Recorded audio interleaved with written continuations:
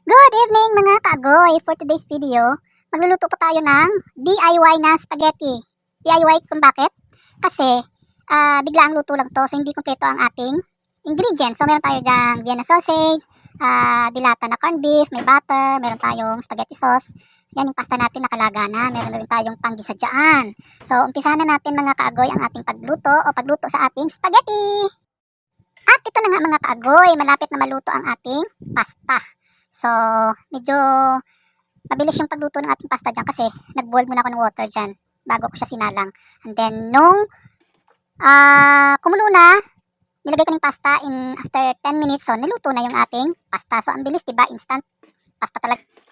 At nandito na tayo ngayon sa gisa-gisa time. So, naglagay tayo ng butter. Nagyan natin kuting sibuyas. Hindi ako nakapaglagay ng bawang kasi wala nga tayong nabili. Dahil gabi na akong nag-isip na magluto ng spaghetti.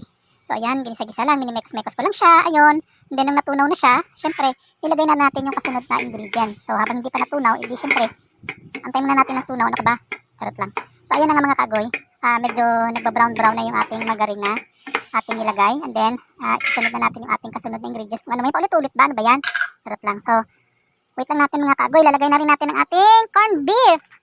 Mura lang yan, pero masarap din naman yan pagka nalagyan na natin ng ibang lasa pa like yung ating Pinoy style spaghetti sauce, diba?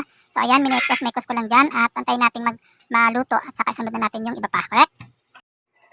At ito na mga kagoy, hindi ko na pinakita sa inyo ang paglagay ng ating Pinoy style spaghetti sauce. So medyo hininaan ko na lang ng apoy dyan mga kagoy kasi para hindi masunog yung ating sauce. Kasi itong induction pala, mabilis uminit. So pag hinayaan natin malakas yung kanyang apoy or fire, whatever, ayun, mabilis siyang magtutong. So, kailangan hinaan lang. Tapos, halo-haluin lang para hindi magtutong yung mga niluto mo dyan. Ganun katindi, kalakas ang ng impact ng induction. So, wait natin ha.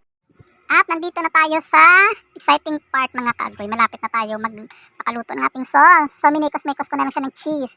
Hinaluan ko na ng cheese para mamaya, bago mag-serve, bago kumain. Papatungan din natin. Nakasanayan ko na kasing lagyan ito ng cheese habang kumukulo.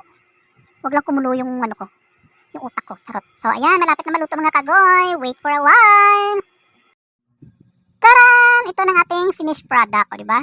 Makita nyo naman, masarap yan. Itsura pa lang masarap na. Siyempre, tinikman ko masarap talaga. Siyempre, luto ko yun charot. So, ayan, nilagyan ko pa ng sidings dyan, Toasted bread. Yung toasted bread na yan, galing yan sa Jollibee mga kagoy. Inuwi ni chururot ko. Tapos, siyempre, para hindi masira, ginawa kong toasted bread, nilagyan ko ng butter sa kunting asukal, o, diba? Bongga, masarap na to mga kagoy. Kain na! That's it mga kakagoy. It's taste time. Kain na.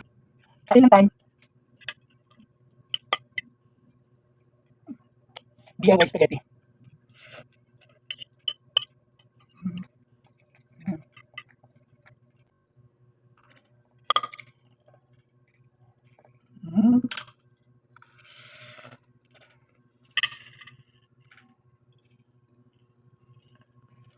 Bye-bye.